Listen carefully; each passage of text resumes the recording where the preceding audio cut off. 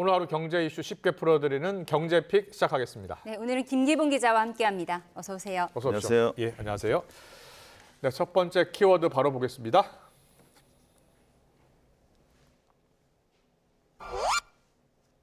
네, 연내 1,420원 전망. 영상 구성으로 보겠습니다.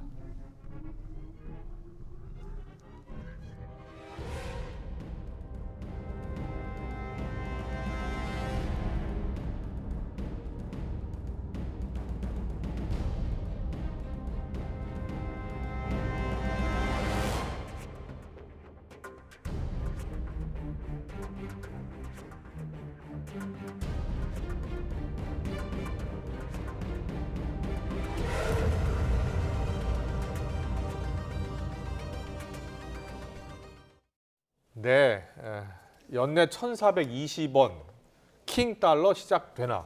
예. 어떻게 된 일입니까 지금? 예, 트럼프 후보의 당선 소식과 함께 외환 시장의 충격파가 온 것 같습니다. 그렇군요. 우리 시각으로 어젯밤에 원달러 환율이 1,405원까지 치솟았는데 예. 환율이 1,400원을 넘은 건 지난 4월 이후 7개월 만입니다.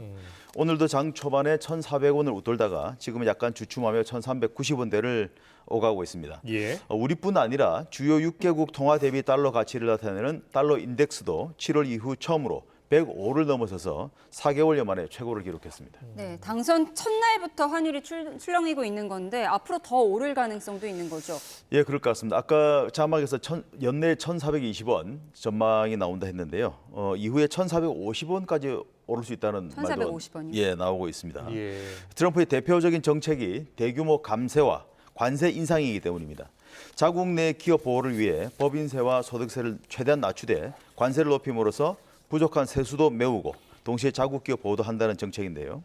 무엇보다 트럼프가 공약한 사업을 다 이루기 위해서는 우리 돈 1경 이상의 돈이 필요하다고 하는데 이렇게 세수가 줄어든다면 결국 국채 발행을 할 수밖에 없는 상황입니다. 예. 발행한 국채를 잘 팔기 위해서는 국채 금리를 올려야 하는 상황이기 때문인데요. 그래서 예. 달러 분기 현상이 결국 생기게 되는데 이와 관련한 전문가의 말을 잠깐 들어보시죠.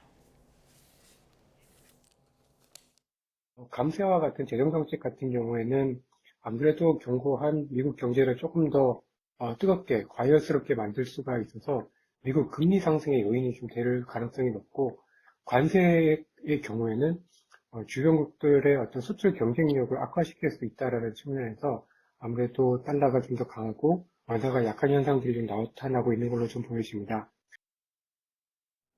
네, 지금 주시장도 영향을 받고 있습니다. 미국 증시가 사상 최고치를 기록했는데 우리나라는 테마주별로 흐름이 상당히 다르게 나타났죠. 예, 그렇습니다. 이것도 역시 이제 트럼프의 정책과 직결된 반응인데요. 예.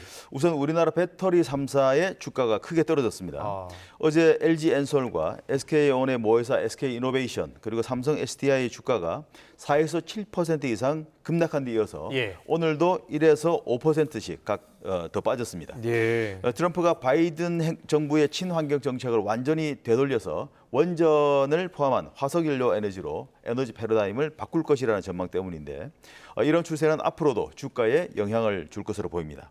반면 트럼프 당선인이 윤 대통령과의 통화에서 한국 조선업과 협력이 필요하다고 말했다는 소식에 예. 조선주는 또 강세를 보였습니다.